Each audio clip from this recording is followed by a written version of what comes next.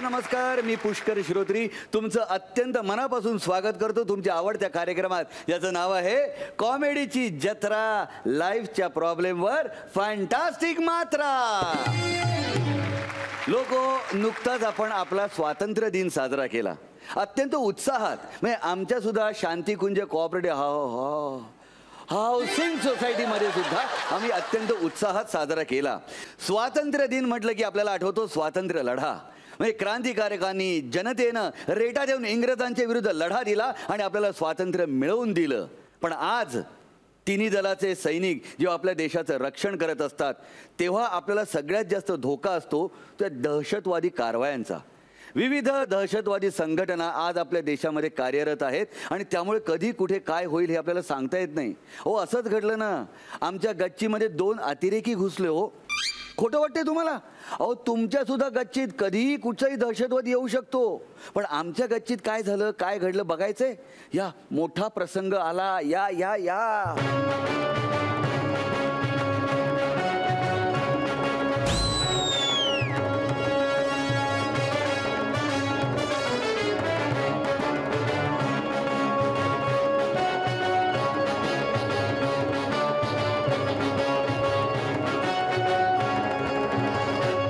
Shantikunj cooperative housing society. केवढी सामसूम society आहे. अच्छा, म्हणून या सोसायटीच्या गच्चीची निवड केली असणार. वॉचमन, वॉचमन, वॉचमन, कोण वरटतोय? आग लागली तुमच्या तोंडाला, ते बॉम्ब कशाला मारता बाई? आवाज खाली. आवाज खाली. Where is your uniform? हा युनिफॉर्मच आहे माझा. हा युनिफॉर्म आहे. मामान, यू आर टर्मिनेटेड. नाही, मी नाही जाणार टर्मिनेटेड. अगोदर सांगून ठेवतोय. हा, जाणार नाहीयेस? नाही जाणार. एक काम कर, तू वॉचमन आहेस ना, जा सगळ्यांना बोलून आण. कोणाला वॉचमन म्हणता बाय? वॉचमन कोणाला म्हणता बाय? मी वॉचमन सारखा दिसतोय?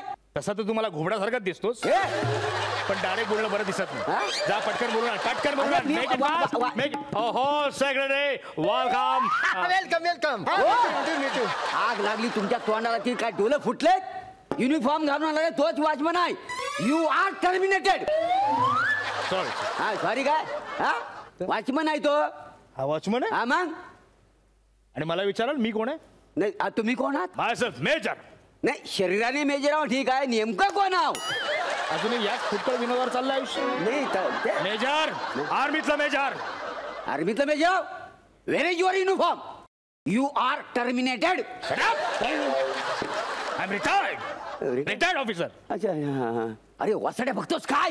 मेजर साहेब ते शालूट मार. मारतो मारतो. मोरे साहेब, मेजर साहेब खास माझ्याकडनं मारून घ्यायला आली ती काय? काय चालूट मारून घ्यायला. हो salute. Sorry sir, sorry sir. काय सॉरी चाललंय? काय चाललंय? हे बघा, आपल्या सोसायटी मधल्या सगळ्या पुरुषांना बोलव. Make it fast. हा, जातो जातो जातो. झालं कुर घेऊन. काय आलं? मोरे साहेब, मेजर साहेबांनी सांगितले प्रत्येक घरातल्या पुरुषांना बोलवू ना. मी तुमच्या घरातल्या वहिनीसनी बोलवू ना. बायकोला? मेजरचा काय मेजर प्रॉब्लेम आहे का? तुला काय करायचं? बायकांना नाही, फक्त पुरुषांनाच बोलवा. नाही नाही, ते बरोबर आहे. ते माझ्या बायकोला बोलवतायत. माझी बायको म्हणजे पुरुषच आहे का नाही? नाव माधवी, पण पुरुषच आहे तो. ही बाई तुमची बायको आहे? हो, मग राजा मुरादला सो मागं टाकील अशी आहे का नाही? लोकांना माहितीये, बाहेर लोकांना माहितीये सगळं. हो, माहिती आहे की. हो, आता पश्चात बोलून ते आहेच ना. एनिवेज तुम्ही सगळ्याला बोलवा. नाही नाही, गेलाय बोलवायला वॉचमन. तुम्ही काय काळजी करू नका, सगळं येतील. हे आमच्या सोसायटीचे सगळे लोक आहेत ना, रिकाम टेकडे आहेत. काय कुठं काय घडतंय, कुठं काय पडतंय हा बघितच असतात. आता सगळे येतील बघा. ओके, बोलवा, लवकर बोलवा. चालेल, येत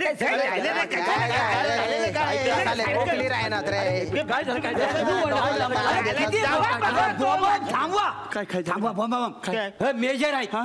मेजर यू मेजर आहे? यस झालं. यू मेजर आहे तर मग मी मिनी आहे. ओ कदम, मिनी आणि मेजर मधले मेजर नाहीत. दिसतात टायर्ड मेजर, पण रिटायर्ड मेजर आहेत. बरोबर. मेजर साहेब नमस्कार. Glad to meet you. मी या सोसायटीचा सेक्रेटरी आहे. Get back to your place. Get back. तुम्ही सेक्रेटरी आहेत? तुम्हाला लाज नाही वाटत? का लाज वाटायची? या सोसायटीचा सेक्रेटरी म्हणण्यामध्ये तुम्हाला लाज वाटत नाही? नाही नाही, लाज वाटायची गोष्ट आहे, पण त्यांना वाटत नाही, त्याला काय करणार? मी तुझ्याशी बोलत नाहीये. बरं. सेक्रेटरी हो सर. तुमच्या सोसायटीमध्ये काय चाललंय यांची तुम्हाला कल्पना आहे? काय कोणी सांगितलं नाही? एक मिनिट मेजर साहेब नीट सांगाल का नेमकं काय झालंय? काय झालं? हा एकमेव माणूस समंजस दिसतोय तुमच्या सोसायटीमध्ये. थंडी वाजते. तुमच्या सोसायटीमध्ये अतिरेकी कारवाया होत आहेत. मग त्या मग माझ्या बायकोच्याच असणार. माझीच बायको अतिरेक करते का नाही? तुझ्या बायकोविषयी बोलत नाहीये. खऱ्या खुऱ्या अतिरेकी कारवाया होत आहेत. काय सांगताय काय? म्हणजे काय? मी स्वतःच्या कानाने ऐकलेलं आहे. मग आम्ही काय लोकांच्या कानाने ऐकतो? मी माझे शब्द मागे घेतो. काय काय? तू मूर्खच आहेस. अरे मी स्वतःच्या कानाने ऐकलं होतं. एक इसम दुसरा इसमाला फोनवरनं सांगत होता, हॅलो तू एक काम कर, शांती कुंज सोसायटीच्या गच्चीवर ये आणि येताना बंदूक, बॉम्ब आणि काडतुसं घेऊन ये. पुढे काय करायचं ते मी तिथे आल्यानंतर सांगतो. अरे ओके बाय. हे एवढं सगळं तुमच्या सोसायटीमध्ये घडतंय आणि तुम्हाला काहीच कल्पना नाहीये. नाही, बरोबर आहे, बरोबर बरोबर आहे. चालेल यो मेजर साहेब चिडतो म्हणजे काय? बरोबरच आहे. हे सेनेटरीचं लक्षण आहे आमच्या या सांगली सोसायटीमध्ये. अरे ते अतिरेक आपल्या गच्चीवरती मिटिंग करतात. त्यांच्याकडनं भाडं नको घ्यायला. भाड्याची जबाबदारी कोण घेणार रे? काय फालतुगिरी चालले? सेनेटरी साहेब त्यांना मिटिंगला बोलवा. आधी फायनल करा भाडं किती देणार, किती, मग पोझिशन द्या ना गच्चीचं. अरे भाड्याचं नाही चालू आहे ते सांगतायत. आपल्या सोसायटीत खरंच अरे, याला सांगण्यात काय उपयोग नाही. सांगा आपण नेमकं काय करायला पाहिजे? पोलिसांना कळूया का? Yes correct correct correct. पोलिसांना बोलवायला पाहिजे. ए वॉचमन तू पोलिसांना बोलव पटकन. हा बोलतो पण ट्रॅफिक वालेसनी बोलू का खाकी वालेसनी बोलू? आता ट्रॅफिक वालेसनी म्हणलं तर इथं नाक्यावर 60 दिवशी सापडते ती. पण खाकी म्हणलं की तिकडे पोलीस स्टेशनला लांब जायला. तुमच्याकडे बंदूक आहे? बंदूक नाही नाही ह्याला तोफीच्याच तोंडी द्यायला पाहिजे. अरे खाकीवाल्याला बोलव पटकन जा. पटकन जा. Be alert, be alert. Be alert. एक लक्षात ठेवा, पोलीस येईपर्यंत आपण थांबू शकत नाही. मुटका मारेन ना, पळून जायचं नाहीये. आपण काहीतरी केलं पाहिजे कारण पोलीस यायच्यात ते इथून निसटू शकतात. मेजर साहेब मला सांगा काय करायचं ते. नाही या सोसायटीचा सेक्रेटरी आणि एक जागरूक नागरिक म्हणून मी तुमच्या बरोबर आहे. हे करायचं नाहीये. नाही सॉरी ए शान्या वाटतं तू काय एकटाच जागरूक आहे करा? नाही मी हिच्या आला कल मी 2 पेग मारले. मी रात्रीपासून जागरूक आहे. मला सांगा फक्त काय करायचं. मी जागरूक आहे. काय करायचं म्हणजे तुम्ही सगळ्यांनी या मिशन मध्ये सामील व्हायलाच पाहिजे. मेजर साहेब आम्ही खानदेश आहे. Very good. समाजासाठी आहे ना जीव ओवाळून टाकण्याची तयारी आहे माझी. काय चाललंय? हे करायचं नाहीये. मेजर साहेब मी सोसायटीसाठी जीव द्यायला तयार आहे. असं समोर आहे. नाही नाहीतरी माझ्या बायकोने मला मोरीत अर्ध मेला केलेलाच आहे. आता जो राहिला जीव आहे तो मी देशासाठी वाहून टाकणार आहे. अरे वा वा वा वा. वा मोरे वा. मी मिशन मध्ये यायला तयार आहे साहेब. बस. आणि मेजर साहेब तुम्हाला माझ्याकडे बघून असं वाटत नाही का की हा तरुण तगडा रांगडा जीव आपल्या मिशन मध्ये पाहिजे असं वाटत नाही? हा वाटत नाही? ऑफकोर्स. मी मिशन मध्ये आहे. Okay done. तुम्ही सगळे आहात मिशन मध्ये. पण मेजर साहेब हे इल्लीगल असं तुम्हाला नाही वाटत? मगापासून हे इल्लीगलच चाललंय तुमचं. ते नाही हे नाही मुळीच नाही. यामध्ये काही संशयास्पद किंवा विरोधी वृत्तीचं आहे असे मला मुळीच वाटत नाही. काय बोलते ती म्हणते हे सगळं इल्लीगल नाहीये. पण ही तेज पुंज मुलगी आहे तरी कोण? माझी पोरगी आहे. हा? तुझी? तुझ्या इल्लीगल पोरगी आहे. पिताश्री, माझी बायको इल्ली आहे. तिची इल्लीगल पोरगी म्हणून माझी इल्लीगल पोरगी. हा हे बरोबर आहे. मी तुम्हा सर्वांच्या नेत्रपटलापासून लपंडाव कृत्य करत माझ्या कर्णपटलांनी इथे तुमचा सारा इतिवृत्तांत ऐकला त्याबद्दल मला क्षमा करा. मेजर साहेब हे सांगायची गोष्ट नाही पण सांगतो हो. काय ती म्हणाली की तुम्ही ज्या घटना सांगत होतात ना त्या सगळ्या घटना इथे लपून माझ्या कानाने मी ऐकल्यात. त्याबद्दल मला क्षमा करा. परंतु देशाच्या विरोधात घातक कृत्य करणाऱ्या लोकांविरुद्ध तुमच्या समवेत प्राणपणाने लढायला मी तयार आहे. म्हणजे ती म्हणते ह्या मिशन मध्ये ती सुद्धा सहभागी व्हायला तयार आहे. हो. मग एवढं सहज का नाही बोलत ती? ती बडबडते ती. म्हणजे हिला जरी त्यांच्यावर सोडलं तरी पुरेच आहे. पण तुम्ही सगळे तयार आहेत ना ऑप्शन मध्ये सगळे सामील होणार ना अतिरेक्यांना घाबरणार नाही ना नाही That's the spirit. एकच विनंती सगळ्यांना की मिशन संपेपर्यंत स्पिरिटचं नाव घेऊ नये नाही तर मिशन हल्लं तर मग मला बोलू नये. Okay okay okay no problem स्पिरिटचं नाव घेणार नाही आपलं मिशन स्टार्ट होणार येस कोणी घाबरायचं नाहीये नाही नाही नाही हा? Yes. सगळ्यांनी एकत्र मिळून मिशन कम्प्लीट करायचंय Yes, yes. मला सांगा तुमच्या गच्चीला दरवाजे किती आहेत तीन तीन ओके व्हेरी गुड आपण एक काम करायचं अतिरेकी यायच्या आत आपण गच्चीवर जाऊन लपून बसायचं आणि अतिरेकी आले की 2-2चा ग्रुप करून सगळे दरवाजे कव्हर करायचे अच्छा हो मेजर साहेब पण त्या अतिरेक्यांसमोर असा चालत जाऊन दरवाजा कव्हर केला तर ते आपल्या छातडात गोडी घालतील ना हो. गुड क्वेश्चन मुळात आपण अतिरेक्यांसमोर चालायचंच नाही आपण क्रॉलिंग करायचं ढोपरावर चालायचं मेजर साहेब ना आतापर्यंत आयुष्यात ढोपरावर कधीच चाललेलं नाही मी नाही ढोपरावर नाही हो असं रांगत रांगत चालायचं ते मला सवय आहे का नाही हो ते बायको मला जेव्हा वराटते का नाही तेव्हा मी रांगत रांगत पालंगाखाली जातो का नाही तुम्हाला सवय आहे मला ना सवय. ठीक आहे मी तुमच्या पाठीवर बसेन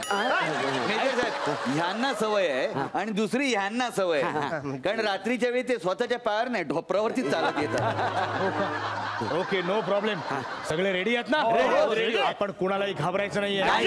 आपण विजय मिळवू शकतो पण अतिरेकी आहेत त्यांच्याकडे भारी भारी गन्स असतात आपण घाबरायचं नाही, नाही नाही. माझ्याकडे सुद्धा गन आहे कुठे आहे? खूप पाठीमागे ठेवले बघूया, बघू. बघ दिसतं का बघ?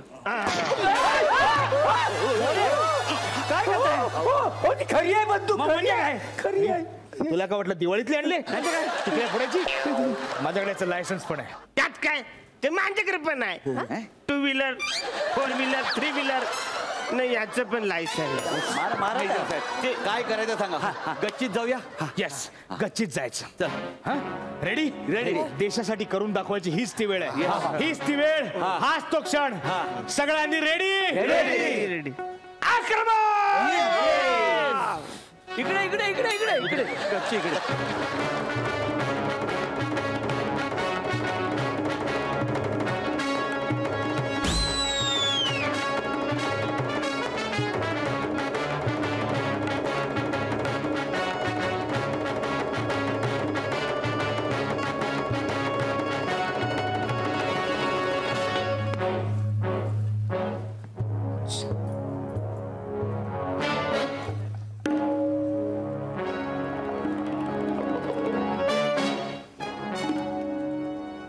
सगळे रेडी आहात का धक्के आवाजात सगळे रेडी माय कमांडोज येस सर ओके बघा तुम्ही 6 जण जरी असलात तरी 600च्या बरोबर आहात साहेब तुमच्या गणिताचा काहीतरी घोल आहे का तुम्ही 4 जण असलात तरी 400च्या बरोबर नाहीत असं म्हणा का कारण आम्ही 6 जण नाही आम्ही 4 जण आहोत 4 जण अरे पण मगाशी आपण निघालो तो माझ्या सकट 7 जण होते हो बाकीचे 2 जण गायब कोण आहेत राजपूत आणि पटवर्धन खालून येताना भूमिगत झाले आहेत अहो पण ते आपल्या बरोबर जीव द्यायला तयार झाले होते ना हो श्रोत्री ते जीव द्यायला तयार झाले होते पण मध्येच त्यांनी दम तोडला तुम्हाला सांगतो नुसते बोलण्याच्या कामाचे आहेत पण पोकल वासा आहे पोकल वासा बरोबर ओके ओके तुम्ही टेन्शन घेऊ नका कारण मुळातच आपल्याकडे हत्यार आहे हत्यार तुमच्याकडे हो माझ्याकडे फक्त स्टंप आहे आणि माझ्याकडे हॉकी स्टिक आहे नो प्रॉब्लेम नो प्रॉब्लेम तुम्ही हत्यारकडे कॉन्सन्ट्रेट करू नका नाही. हे बघा दुर्दम्य इच्छाशक्ती असेल तर आपण अजूनही लढाई जिंकू शकतो याची इतिहासामध्ये नोंद आहे एनिवेज तुम्ही हत्याराचा विषय काढलात म्हणून सांगतो अतिरेकी आहेत फार डेंजर असतात त्यांच्याकडे AK-47 असू शकते आणि AK-47 मधून एकाच वेळेस एवढ्या गोळ्या सुटतात त्यामुळे तुम्ही पोझिशन घेताना लगेच आणि ताबडतोब घ्या पण मी काय बोलतो मग एवढ्या धाडधाड बऱ्याच गोळ्या कशाला पाहिजे आम्हाला एक एक पण पुरल मला तर ताप आला तर अर्धी गोळी पण चालते कर्नल साहेब पण मला एक सांगा म्हणजे नाही मेजर मेजर साहेब मला एक सांगा म्हणजे ही जर AK-47 असेल एकदा ट्रिगर दाबला की अशा धडधड धडधड खूप वेळा सुटतात एवढी रेंज असते त्याची अरे नेमकी मला आता रेंज आली थांबा हॅलो ऑफिसला फोन करून कळवतो. Hello yes sir, I am in service. नाही, तुमच्याकडच्या सर्व्हिस बद्दल नाही म्हणतोय. I am in service for the country. Yes. Hello hello, can you hear me? Hello hello, can you hear me? Can you hello hello, जरा खालनं phone. No problem, no problem. अरे काय can you hear मी? अरे सांभाळून सांभाळून. Sir sir, mission फोडू नका. अहो no problem कसला काय, वसाड्याला रेंज काय आलेली नाही आहे. हो का? आता हा घरात जाईल, आतमध्ये कडी लावील, बेडरूम मध्ये जाईल, मग रेंज येईल ह्याला. मी सांगतो हा घाबरलेला आहे म्हणून पळून गेलेला आहे, बाकी काही नाही. सरसेनानी, कोण? आपण दोघं एकाच पोस्टवर. म्हणजे तुम्ही. अहो, आपला आणखीन एक मावळा धारातीर्थी पडला. No problem. तुम्ही तिघ जण जरी असलात तरी 300च्या बरोबरीने आहोत. गुड. काय काळजी करायची नाही, गणित सुधारतंय, हळूहळू तुमचा सुधारतंय. हॅलो. हा हा, बोला बोला. काय काय प्रॉब्लेम? वसाड्या, रिंग नाही वाजली, फोन कसा काय आला इथे? ज्याला ते सायलेंट वर ठेवलं होतं मी. हा, एक मिनिट. हा हा, बोला बोला. हॅलो. हा, काय म्हणताय? काय काय कधी कोण कुठे? हॉस्पिटल? मला काय काय पिताश्री, काय झालंय? ऍसिडिटी. काय झालं? निघतो. काय काय निघतो? ताबडतोब निघतो. हा? अगं चल पोरी, आपली शांता अक्का काय झालं? गेली. अहो, काय बोलताय? शांतांका काय बोलू नको तू. चल. अहो, पिताश्री ऐकून घ्या. शांताक्कानी 3 वर्षांपूर्वीच देवाघरी प्रस्थान केलं. काय रे? हे मला आता सांगते. नाही नाही, तरी मला गेलंच पाहिजे. तू थांबू नको. तू चल. हे मला आता सांगते. नाही नाही, तरी मला गेलंच पाहिजे. तू थांबू नको. तू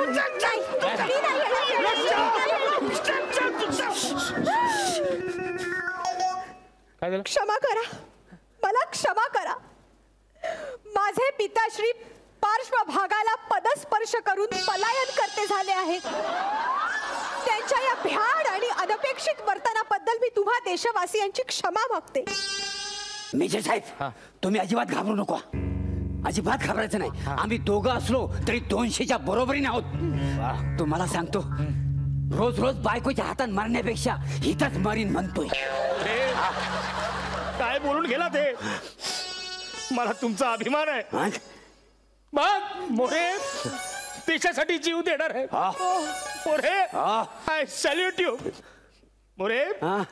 तुमच्या शरीरात घुसलेल्या गोळ्यांना सुद्धा अभिमान वाटेल. कसला? आपण कुठल्या शरीरात घुसलोय म्हणून.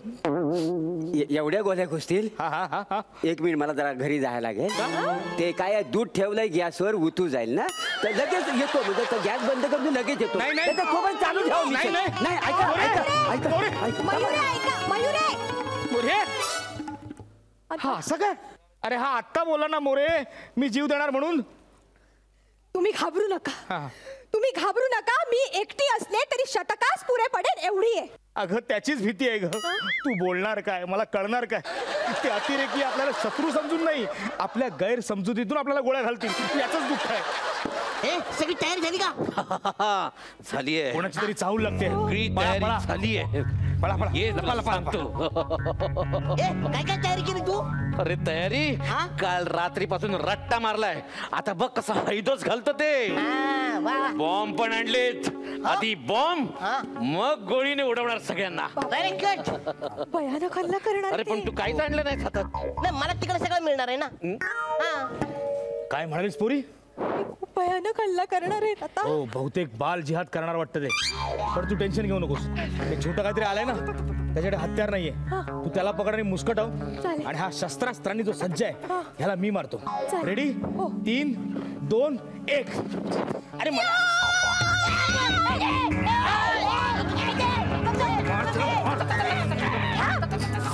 चला मार.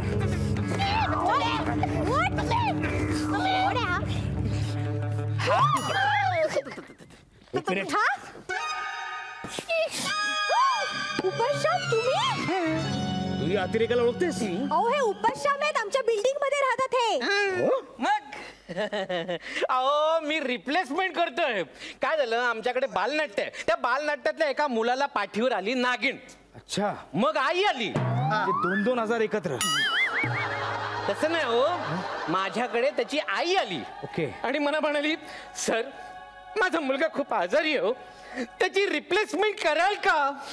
आता रिप्लेसमेंट म्हटलं की आला तत्वाचा प्रश्न. काय आमच्या इंडस्ट्रीत रिप्लेसमेंट आर्टिस्ट उरलेत इन 4. त्यात माझा दर्जा ठरतो वरचा. त्याच्यामुळे नाही म्हणता येणं शक्यच नव्हतं ना. ओके. म्हणून ही रिप्लेसमेंट मला करावी लागली. अच्छा, बरोबर. म्हणजे तुम्ही अतिरेकी नाहीच आहात. अरे देवा, अरे सोसायटी वाल्यांनो, हे अतिरेकी नाहीच आहेत, या लवकर. सांगत होतो तुम्हाला सांगतो बरं झाला गेलो माहितीये, दूध ओतू जायचं होतं. हा अतिरेक आहे. हा अतिरेक आहे. मारा. हा इथे काय करतोय? अरे संदेश उपश्याम, तू इथं काय करतोय? अहो मी आपल्या सोसायटीच्या बाल नाटकात रिप्लेसमेंटचं काम करतोय. त्यांना वाटलं मी अतिरेकीच आहे. अरे अरे अरे अरे तुम्हाला काय वाटलं मेजर साहेब, मी घाबरून पळालो? हो दूध ओतू जायचं होतं म्हणून गेलो. नाही, मला पण आता कळलं की शांता अक्का 3 वर्षापूर्वी गेले, म्हणून मला लगेच आलं मी इकडे.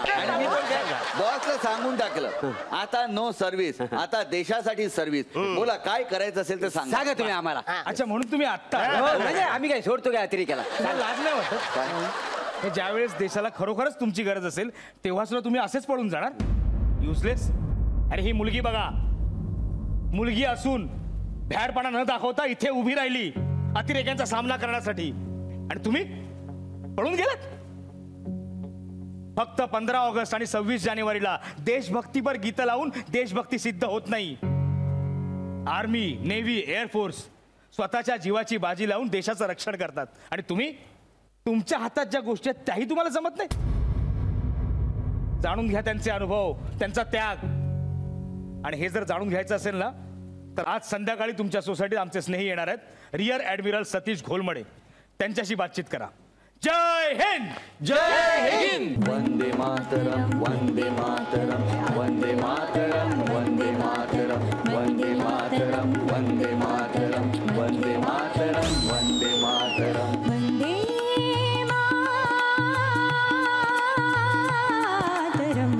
मातरम, वंदे मातरम, वंदे मातरम, वंदे मातरम, वंदे मातरम, वंदे मातरम, वंदे मातरम. नमस्कार नमस्कार नमस्कार. आमच्या शांतिकुंज कोऑपरेटिव्ह हाऊसिंग सोसायटीमध्ये तुमचं मनापासून स्वागत. मी यांची ओळख करून देतो. रेअर ॲडमिरल सतीश नामदेव घोरमडे इथे आलेले आहेत. यांच्याबद्दल सांगायचं झालं तर INS ब्रह्मपुत्रा, INS निरीक्षक आणि INS अलेपी या 3 जहाजांवरती कमांडिंग ऑफिसर म्हणून त्यांनी काम केलेलं आहे. म्हणजे त्या जहाजाचे मुख्य होते, आणि यांच्या सैनिकी प्रशिक्षणाच्या काळापासून आत्तापर्यंत यांना अनेक पदकं मिळालेली आहेत, आणि अशी अत्यंत मोठी व्यक्ती इथे आलेली आहे. तुमचं खरंच मनापासून स्वागत आहे. बरं का सर, आमच्या सोसायटीची अशी प्रथा परंपरा आहे की आलेल्या पाहुण्याचं स्वागत आम्ही स्वागत गीतानं करतो.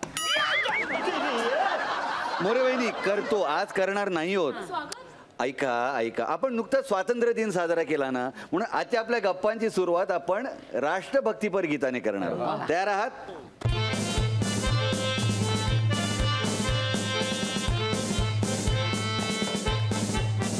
हे राष्ट्र देवतांचे, हे राष्ट्र प्रेषितांचे, हा चंद्र सूर्य नांदो स्वातंत्र्य भारताचे.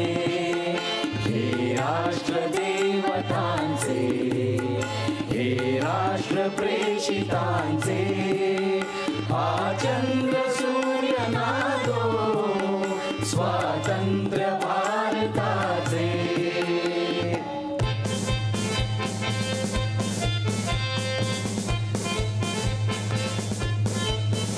कर्तव्य दक्ष भूमी सीता रघुत्तमाचे, रामायणे घडावी येथे पराक्रमाची. शिर उंच उंच व्हावी हिमवती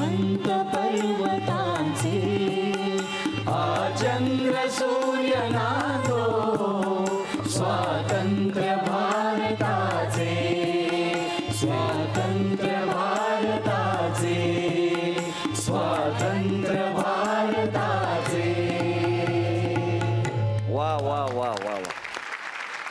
बरं का सर, झालं असं की आमच्या सोसायटीमध्ये आम्हाला अशी माहिती मिळाली की काही अतिरेकी घुसणार आहेत आणि आमच्या गच्चीवरती लपून बसणार आहेत. मग त्यांच्याकडे गन्स असणार आहेत, त्यांच्याकडे बॉम्ब्स असणार आहेत, काडतुसं असणार आहेत. म्हणून आम्ही गच्चीवरती त्यांना पकडण्यासाठी गेलो खरे, पण ऐन वेळीनं खूप भीती वाटायला लागली हो. मग आम्ही खूप ठरवलं होतं की आपण राष्ट्रासाठी काहीतरी केलं पाहिजे, पण त्या नेमक्या क्षणी खूप भीती वाटली आणि आम्ही पळून आलो. मग आम्हाला खरं त्याचं वाईट वाटलं, पण सुदैवाने ते अतिरेकी नव्हते. आमच्याच सोसायटीतली काही माणसं तिथे नाटकाची रिहर्सल करत होते आणि त्यासाठी ते सगळे तयारी करत होते. पण म्हणजे मोठा प्रसंग आमच्यावरती घडणार होता तो, त्याच्यातनं आम्ही वाचलो.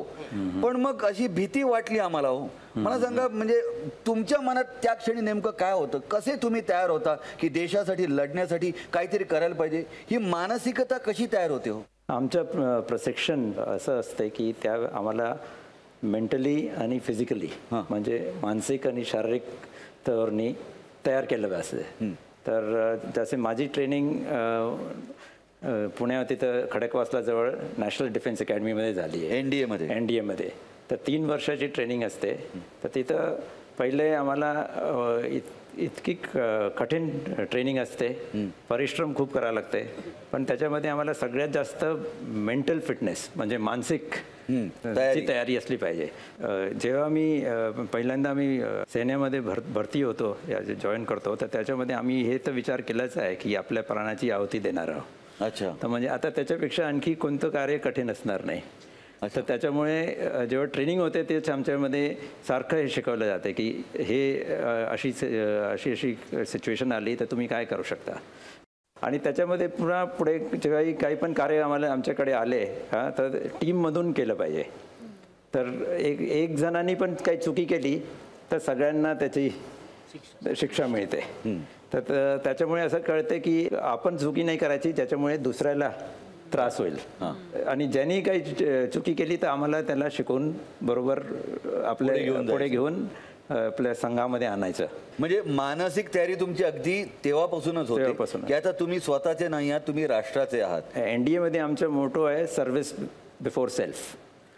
तर सर्व्हिस बिफोर सेल्फ म्हणजे सगळ्याकडे पहिले सर्व्हिस द्यायचं आणि आपलं सगळ्यात नंतर.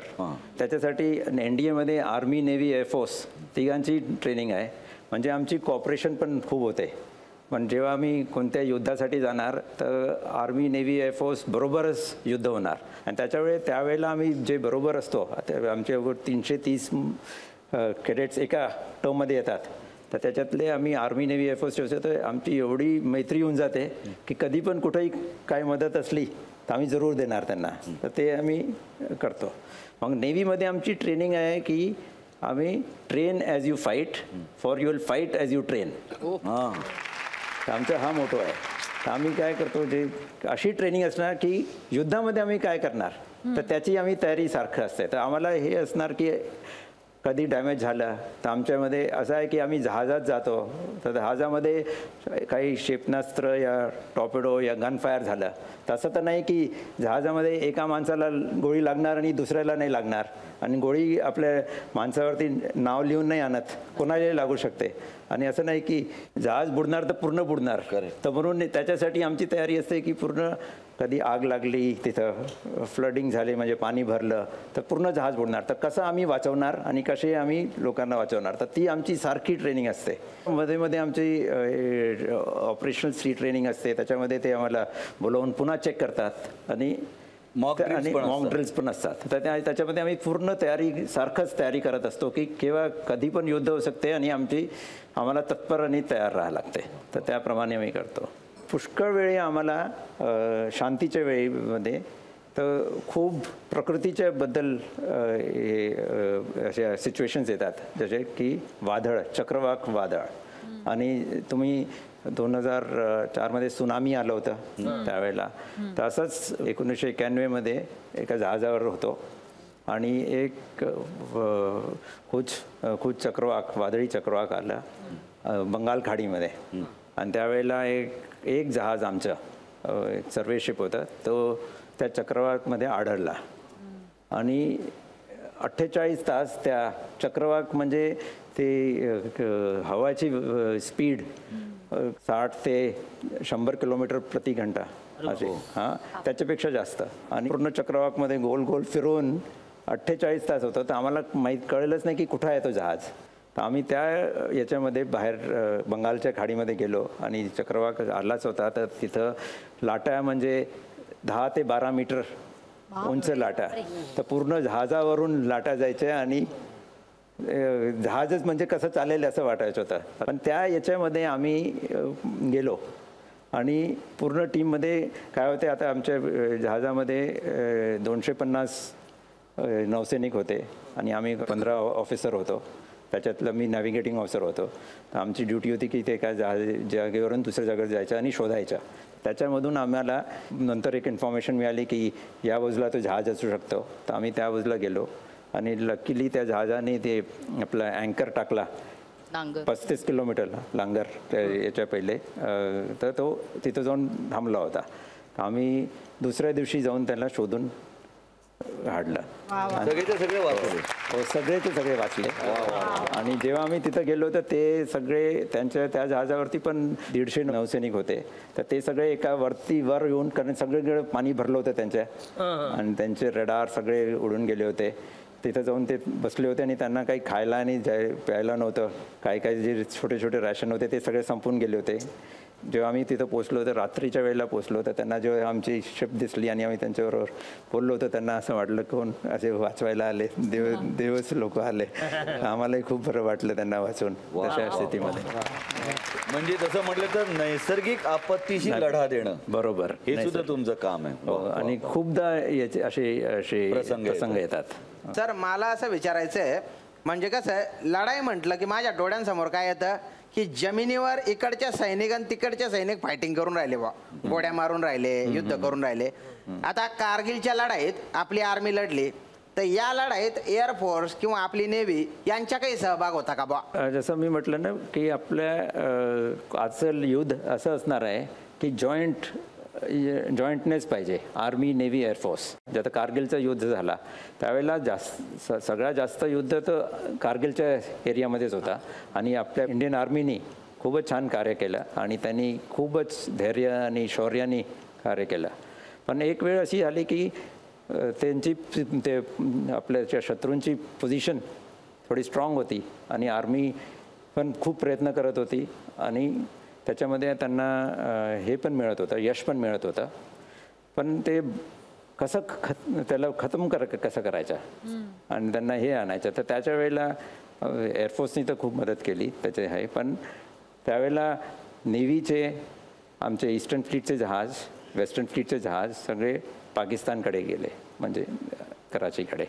आणि जेव्हा हे मुवमेंट झाली तर जसं पुष्कळच्या युद्धामध्ये पाहिलं असेल, शिवाजी महाराज पण असे हे वापरायचे की ओपन ए सेकंड फ्रंट, म्हणजे शत्रूंचं लक्ष दुसरीकडे गेलं पाहिजे, म्हणजे मग आपण त्यांना हे करू शकतो. तर त्यावेळेला जेव्हा नेव्हीचे जहाज इकडून जात होते तर त्यांना हे कळलं की या बाजूनी आता त्यांना हे नाही मिळणार, यश नाही मिळणार आणि त्यांच्यावरती प्रेशर आला आणि या प्रेशरच्यामुळे पण सपोर्ट झाला आणि त्याच्यामुळे हे होऊ शकते. अरे वा वा, म्हणजे हा गनिमिक आवाज म्हणायला पाहिजे नाही का? म्हणजे तिकडनं जमिनीवरचं युद्ध चालू असताना नेव्हीने सगळ्या बोटी अशा कराचीच्या दिशेने वळवल्या आणि त्यामुळे लक्ष डायव्हर्ट झालं आणि म्हणून मग त्यांना खच्चीकरण झालं असं म्हणाल करणं. वा वा वा वा वा. नेव्ही म्हणजे प्रेरणा घेते छत्रपती शिवाजी महाराजकडून आणि आम्ही त्यांना फादर ऑफ इंडियन नेव्ही मानतो. वा वा. कारण सगळ्यात पहिले हे एक राजा होते ज्यांनी समुद्राकडे लक्ष दिलं. हो. आणि 6 जून 1674 जेव्हा शिवाजी महाराजांचा रायगडमध्ये अभिषेक झाला, त्या पहिल्यांदा जी घोषणा झाली त्याच्यामध्ये, त्या अभिषेकामध्ये त्याच्यात त्यांनी म्हटलं होतं की समुद्रावरील त्यांच्या पूर्ण राज्य आहे. आणि त्यावेळेला त्यांच्याकडे खूप सगळ्या होड्या होत्या आणि 57 युद्ध नौका होत्या. आपल्याला अभिमान वाटला पाहिजे की छत्रपती शिवाजी महाराज हे फादर ऑफ इंडियन नेव्ही म्हटले जातं त्यांना आणि फार मोठं आरमार होतं त्यांचं नाही का? वा वा वा वा. म्हणजे ऍक्च्युली काय सांगायचं म्हणजे आरबीटी टेक्निकल हायस्कूलमध्ये मी 8वी 9वी 10वी कारल्या. हो. तर तिकडे मी NCC मध्ये म्हणजे कमांडर होतो, असं मार्च पास करायला वगैरे ते सगळे मी करत होतो. मग 10वी झाल्यानंतर मला वाटले नेव्ही मध्ये आपण ऍडमिशन घ्याव्या ना, बोटीवर जाऊया. तिकडे मी गेलो हाफ चड्डी मध्ये. तिकडचं एक म्हणायचं, ओ यार तेरी हाईट बंदूक इतनी आहे, खेळले कुदले कुदली तर मी का करतोय. त्याला म्हणे घरी पाठवलं. मी निराश होऊन आलो, सफेद कपडे काढून ठेवले तिकडे. मग काय परत सफेद कपडे घातलं नाही, पण क्रेज आहे ना ही सफेद कपड्याची, मला जाम आवडतं. आणि दुसरी गोष्ट महत्वाची काय की म्हणजे मला ST लागली तर मी एक क्वार्टर घेऊनच STतून जातो. समजा कुठे जायचं असेल तर सतत एक हत्यार मांजेकर असतं, तसं बोटीने जायचं असेल तर डचमलतं का पोटा बिटामध्ये. म्हणजे जर का तसं असेल तर बा कुठली क्वार्टर घ्यायची, म्हणजे तुम्ही लोक घेतात ना ती कुठली घेता आणि कुठे भेटते ती जरा मला कळलं तर बरं. तुमची माहिती, तुमचा अनुभव आणि तुमचा प्रश्न हा असा आहे ना की ह्याला आता विश्रांतीशिवाय पर्याय नाहीये. इथे आपण घेणार आहोत एक छोटीशी विश्रांती. कुठे जाऊ नका, पाहत राहा आपला आवडता कार्यक्रम ज्याचं नाव आहे कॉमेडीची जत्रा, लाईफच्या प्रॉब्लेमवर फॅन्टास्टिक मात्रा. वंदे मातरम वंदे मातरम वंदे मातरम वंदे मातरम. या छोट्याशा विश्रांतीनंतर तुमच्या सगळ्यांचं पुन्हा एकदा स्वागत. तुम्ही पाहत आहात तुमचा आवडता कार्यक्रम ज्याचं नाव आहे कॉमेडीची जत्रा, लाईफच्या प्रॉब्लेमवर फॅन्टास्टिक मात्रा. या विश्रांतीला जाण्यापूर्वी ह्यांनी त्यांचा अनुभव, त्यांना असलेली माहिती आणि त्यांना पडलेला प्रश्न असा एकत्रच विचारला. सी सिकनेस, त्यांना जे डचमळतं म्हणतात ना, सी सिकनेस वरती काय उपाय आहे आणि काय उपाय केला पाहिजे. प्रत्येकाला होतो का हो सी सिकनेसचा त्रास? हो, सी सिकनेसचा त्रास प्रत्येकाला होतो. पण हे पुन्हा एक मानसिक वरती आहे. अच्छा, मानसिक आहे. मानसिक आहे, कारण एकदा मनात ठाणलं ना की मी काही पण करू शकतो, तर सी सिकनेसला पण ओव्हरकम करता येते. वा वा. Everyone can fight it and overcome it. Sir, हे माझे मिस्टर मोरे. नमस्कार. नमस्कार. म्हणजे हे 2 दिवस जरी चिपळुणात गेले ना, ह्यांचं गाव आहे ते, तर तिथे गेले ना तरी माझं मन थाऱ्यावर नसतं. काय सांगते? म्हणजे माझं मन रमत नाही कुठेही. एवढी आठवण येते, एवढी आठवण. हो, भांडी घासायला कुणीच नसतं ना. सवयीचा परिणाम आहे हो, खरंच सांगते तुम्हाला मी. तर मला तेच विचारायचंय फॅमिली बद्दल. म्हणजे तुम्ही एवढे 6-6 महिने बोटीवर असता, फॅमिलीचं काय? म्हणजे फॅमिलीला तुमची खूप आठवण येते आणि मग तेव्हा फॅमिली कशी काय तुमच्यापर्यंत पोहोचू शकते किंवा तुमचं काय इंटरॅक्शन्स होऊ शकतात एकमेकांमध्ये? सगळ्यात पहिले जेव्हा आम्ही नेव्हीमध्ये असतो तर आमची फॅमिली, आमचा प्रयत्न असते की त्यांना घर वगैरे बरोबर असलं पाहिजे. आम्हाला काम करण्यामध्ये आमच्या फॅमिलीचा खूप पाठिंबा आहे. म्हणजे माझी बायको आहे संस्कृती आणि मुलं, त्यांना पण माहिती आहे की हे जास्त दिवस बाहेर असणार आहेत, तर त्याच्याप्रमाणे ते तयारी करून ठेवतात. आणि खूपदा असं झालं आहे की जन्मदिवस आणि सण, दिवाळी आम्ही कधी पाहिली नाही अशी. तर त्यावेळेला मग आम्ही जेव्हा पण वापस येतो तर त्यावेळेला आम्ही आपला दिवाळीचा सण. आमच्या इकडे एक नेव्ही वाईव्स वेलफेअर असोसिएशन आहे, तर ते एकामेकाला खूप मदत करतात अशा वेळेला. पण जास्त तर आमचे सगळे हे बायका आहेत ते इतके आता हे झाले आहेत की मुलांना बघणं, घर चालवणं आणि आणखी काय, आणि त्यावेळेला कोणी आजारी पडलं त्याचं पाहणं, आईवडिलांचं पाहणं, ते सगळं पाहतात. आणि तसंच आमचे आईवडिलांचं त्यांचा पण खूप पाठिंबा असतो अशा वेळेला. या टायमाला फॅमिलीला सॅल्यूट आहे. फॅमिलीला सॅल्यूट करत. पण सर, म्हणजे तुम्ही तुमच्या मिसेसला कधी बोटीवर वगैरे घेऊन जाता का, मुलांना वगैरे, फॅमिलीला? भारतीय नौसेनामध्ये मुलांना आणि मिसेसला नाही नेता येत आणि कधी पण नाही नेता येत. पण काय होतं की आता एवढं आम्ही दिवसेंदिवस म्हणजे वर्षातून कधी कधी 240 दिवस 300 दिवस बाहेर असतो, तर त्याच्यासाठी आम्ही काय करतोय, वर्षातून एकदा एक फॅमिली डे ठेवतो. आणि त्या फॅमिली डेला आम्ही सकाळी सगळ्या फॅमिलीजला बोलवतो आणि त्यांना 2-3 तासासाठी समुद्रात घेऊन जातो आणि त्यांना आम्ही दाखवतो की आम्ही काय काय कार्य करतो. म्हणजे त्यांना पण कळते की आम्ही जे कार्य करत आहोत तर त्यांना समजूत येते हे काय करतात, तर तसं आम्ही वर्षातून एकदा करतो. थोडक्यात काय की एक दिवस ते सगळे दाखवतात, आता परत 1 वर्ष आम्ही तुम्हाला दिसणार नाही, कळलं तुम्हाला सगळं बघा येऊन. बरं सर, मला तुम्हाला विचारायचं आहे, INS निरीक्षकवर तुम्ही असताना त्या जहाजाला आणि तुम्हाला अवॉर्ड मिळालं होतं, त्याबद्दल तुम्ही काही सांगाल का? आता जसं पहिले विचारलं होतं की पांडुबी कशासाठी येतात, तर पांडुबी आता मध्ये पण काही तकनिकी डिफेक्ट येऊ शकतो, म्हणजे काही, तर त्यावेळेला समजून घ्या पाण्यामध्ये असली पांडुबी आणि त्याच्यामधून कसे लोकांना वाचवायचं ते खूप गरजेचं आहे. कारण पांडुबी आपल्याकडे क्षमता आहे, पण त्यांच्यामध्ये काहीतरी झालं समजून घ्या, तरी आमची सगळी तयारी असते याच्यासाठी, पण झालं तर काय करायचं. पांडुबीमधून वाचवायसाठी हे एक आमच्याकडे सबमरीन रेस्क्यू वेसल आहे निरीक्षक, आणि ते एकच असं जहाज आहे जे एशियामध्ये दुसऱ्या देशांकडे नाही आहे. आणि त्याच्यामध्ये एक बेल आहे, त्याला बेल म्हणतो, आणि त्याच्यामध्ये माणूस जाऊन त्या समजून घ्या ते पाणबुडी आता आहे तिथं पाण्यामध्ये खाली, तर त्या तळाशी तिला जाऊन तिथून ती बेलमधून माणसांना आपल्याला काढायचं आहे आता. तर त्याचंच ते काम निरीक्षकचं आहे. तर ते जेव्हा मी कमांडिंग ऑफिसर होतो ते पहिल्यांदा आम्ही लाईव्ह केलं. म्हणजे आता समुद्र तटावरती आपण आता पण 1 ॲटमॉस्फेरिक प्रेशरवरती आहोत, तर आपण सगळं आपल्याला बरोबर वाटतंय सगळं काही, म्हणजे कानावरती काही प्रेशर नाही आहे. पण जसंच आपण पाण्यामध्ये 10 मीटर गेलो तर ते 1 ॲटमॉस्फेअरच्या 2 होऊन जाते. तसं खाली गेलं तर ते तसं वाढते की म्हणजे आपला कानाचा पडदा फाटूनच जाईल. अच्छा. पण आता पाणबुडी आता समजून घ्या 50 मीटर खाली आहे. आता तिथून आपण माणसांना सरळ काढून आणू नाही शकत, ते एकदमच तो माणूस मरून जाणार.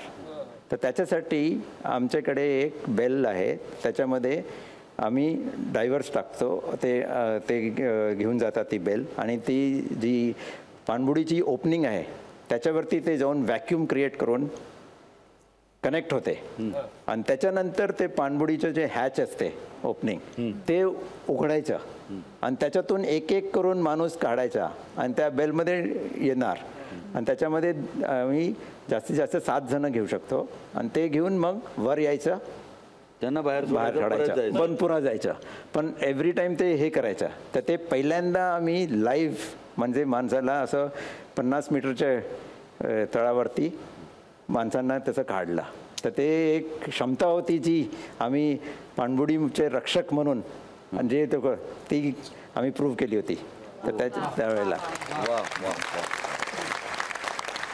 अत्यंत सुरेख अशा गप्पा झालेल्या आहेत, उपयुक्त माहिती कळालेली आहे, आणि सगळ्यात महत्त्वाचं म्हणजे तुमच्यासारख्या अनेक सैनिकांचा आम्हाला सार्थ अभिमान वाटतो की आज आम्ही मनोरंजन करतोय किंवा करवून घेतोय किंवा देशाचं रक्षण तुम्ही करताय, त्याच्यामुळे आपल्या देशाचं स्वातंत्र्य हे अबाधित आहे, आणि हे सगळे तुमच्यामुळे. ते तुम्हाला खरंच सलाम आहे.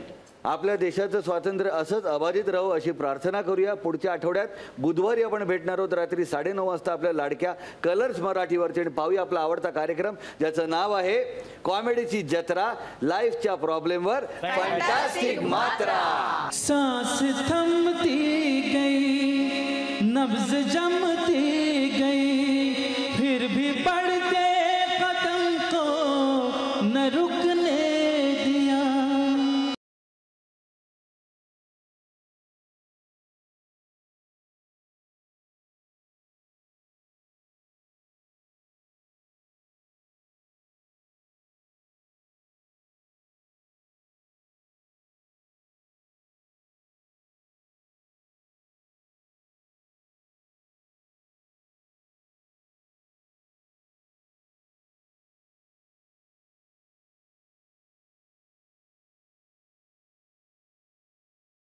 साथियों कर चले हम विदा, जानो तन साथियों अब तुम्हारे हवाले वतन साथियों.